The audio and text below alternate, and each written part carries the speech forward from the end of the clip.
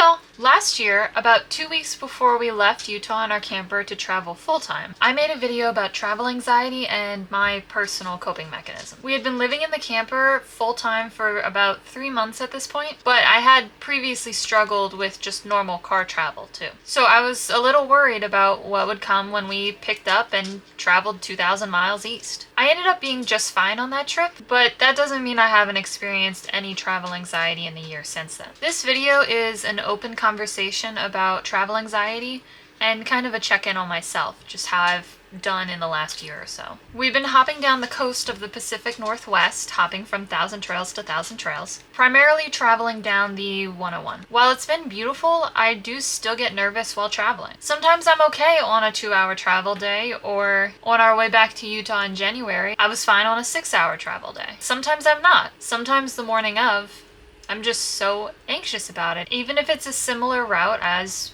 the last travel day. And more often than not, I'm making myself nervous about these travel days, just anticipating the travel. For this summer, we originally planned to continue traveling down the coast and then over to Bend, Oregon, and then back to Utah through Idaho, arriving around mid-September to recharge. However, news of the fires along I-84 and eastern Oregon in general, especially around Bend, really freaked me out. And of course, it brought on a whole host of traveling anxiety. Like, what happens if we're on a mountain pass and it's closed? What if we can't turn around?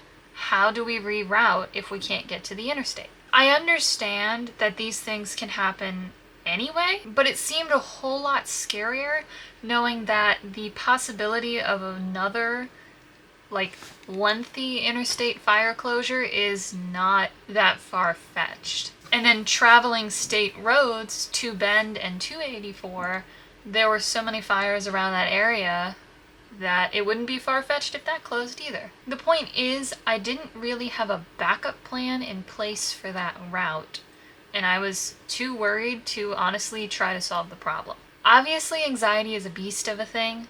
I was way more worried about worrying than I was actually solving the problem. We talked it over though, and we decided that if I'm so uncomfortable going the northern route with all the fires and what if 84 closes again, then we can take the southern approach.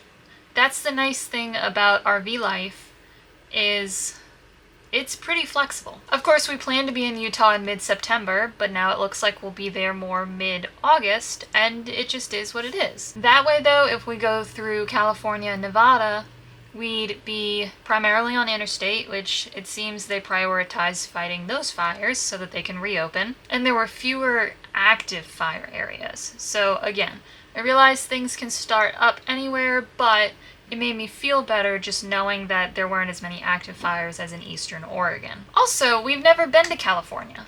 So the silver lining of it is, even though we're just passing through, we're not really stopping to do anything we plan to do in California on a different trip, because for that we want to stay there for weeks. But as of now, we want to be back to Utah before Labor Day. But I really want to add California to my map.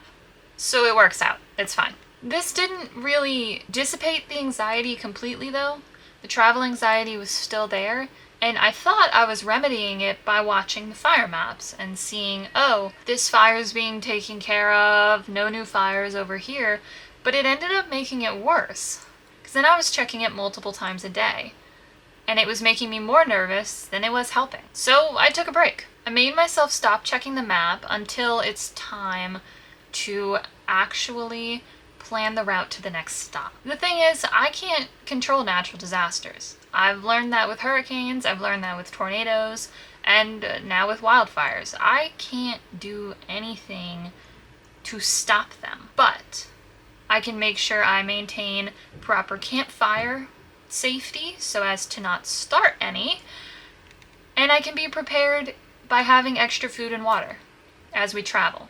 That is the nice thing about traveling with your home, is our fridge and pantry are stocked, and I made my husband pick up an extra case of water. That did actually make me feel better. But how would watching the fire map for 2 weeks before we even traveled helped? Well, it didn't help, so that's why I took the break. Of course, I will continue to check when it's time to plan the route to the next stop, but checking the fire map multiple times a day was not preparation as I thought it was. It was obsessive overthinking and paranoia. And honestly, I took a break from Instagram too, so I've been filling my time with hobbies, which has reduced some of my anxiety in general as well. I 100%ed Hogwarts Legacy on the Switch, so there's that. I finally uploaded my 1-year RV pros and cons video that I've been meaning to do for about 6 months.